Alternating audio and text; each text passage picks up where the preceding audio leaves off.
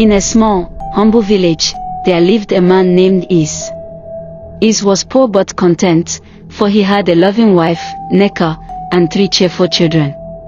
He toiled as a farmer, working on the lands of wealthier men, while Neka sold vegetables in the village market.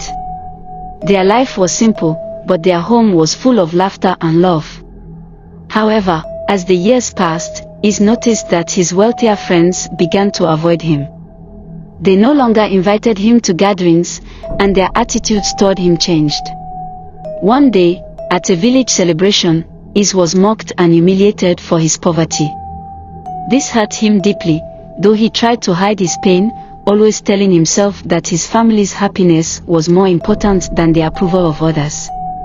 Is continued to struggle, working long hours on farms owned by the rich, often cheated and underpaid. He bore the insults and mistreatment because he wanted to provide for his family. Yet, the weight of his struggles grew heavier each day. One fateful afternoon, Is went to seek work from the wealthiest man in the village, Chief Obinna. After days of back-breaking labor, Chief Obinna gave him only a small portion of the promised payment. Is was disappointed, but Chief Obinna offered him something else, a chance to become rich without working. Chief Obinna told Is about a ritual that could give him great wealth, but it required a sacrifice. Is was tempted.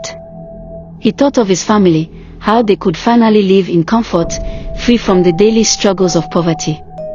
When he shared the offer with Neka, she begged him not to take such a dangerous path.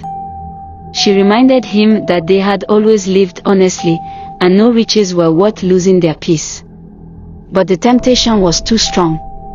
Is returned to Chief Obinna, who revealed the horrific truth: the ritual required Is to sacrifice his daughter, Ada.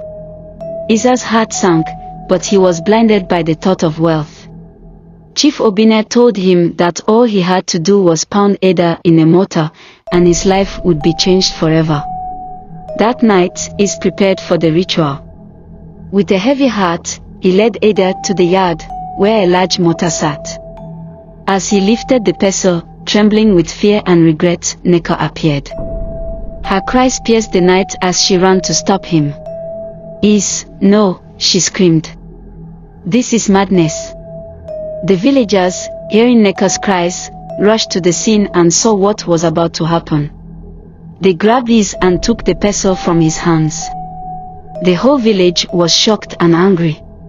Is was taken before the village elders, where he confessed everything, including Chief Obinna's role in the scheme. But Chief Obinna had already fled, leaving Is to face the consequences alone. The village elders decided that Is should be punished, but they also saw the remorse in his heart. They sentenced him to serve time away from the village, where he could reflect on his actions. Before leaving, Is was allowed to say goodbye to his family. He wept bitterly, realizing how close he had come to destroying everything he loved for the sake of money. As he served his punishment, Is reflected on the true meaning of wealth. He understood that nothing was more precious than the love of his family and the peace of living with integrity.